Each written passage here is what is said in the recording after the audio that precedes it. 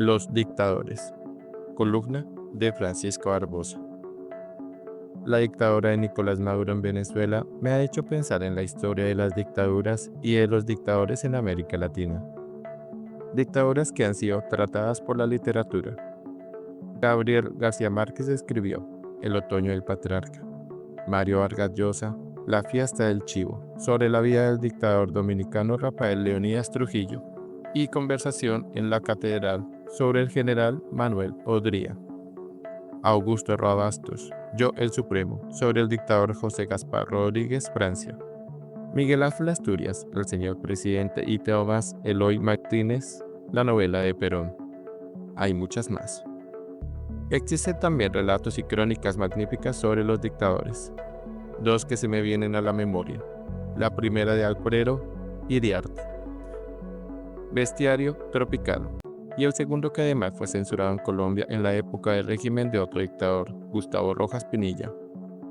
Entre la libertad y el miedo, de Germán Arciniegas. Recordemos la frase del Nobel de Literatura peruano Vargas Llosa cuando decía que el subdesarrollo es bello solamente en literatura, pero no en la realidad. Esa frase me hace pensar que nuestra literatura en América Latina ha sido prolífica y bella porque para construir literatura en nuestras tierras hay que ser buen observador. Los dictadores fascinaban y fascinan. Por eso a estas alturas los dictadores, esos especímenes del siglo XX, siguen vivos y coleando.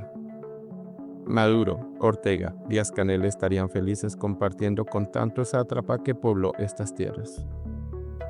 Pero la realidad monda y lironda es que seguimos en las mismas. En los últimos días Maduro se posesionó en su cargo como presidente, robándose las elecciones. En la Venezuela de hoy, como en la Venezuela de Chávez, Pérez Jiménez, Juan Vicente Gómez, Cipriano Castro, Guzmán Blanco, Tadeo Monagas o Páez, no cambian el Estado de Derecho, las instituciones y la separación de poderes. Por eso las elecciones sobraron, salvo en el acuerdo del punto fijo que duró 40 años. Esa es la regla histórica. En ese sentido, la oposición venezolana ha sido ingenua. Creyeron que el proceso electoral iba a ser justo cuando la democracia y las instituciones se perdieron en el año 1999 con la llegada del golpista Hugo Chávez Frías. Ni que hablar de cómo los sectores públicos y privados pulverizaron la democracia venezolana cuando destruyeron los partidos y ayudaron a defenestrar al expresidente Carlos Andrés Pérez en 1993. Hoy el problema es mayúsculo. ¿Cómo retornará la democracia a Venezuela cuando ese país no es afecto a ella, sino al autoritarismo? ¿Cómo saldrá Venezuela de Maduro cuando, como dice Moisés Naim en su último libro, Lo que nos está pasando, hemos perdido la capacidad de erradicar a los dictadores? En el siglo pasado los dictadores se iban porque se les garantizaba, en muchos casos, exilios dorados para disfrutar de sus bienes y se lograban las transiciones. Hoy eso es imposible.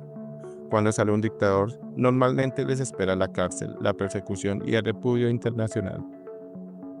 Ante este panorama, los sátrapas no dejan el poder porque lo perderían todo.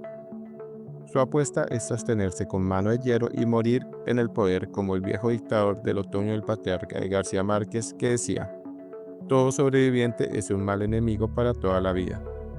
Ante ese escenario tan complejo no queda más que empezar a acostumbrarnos a las dictaduras y a los dictadores.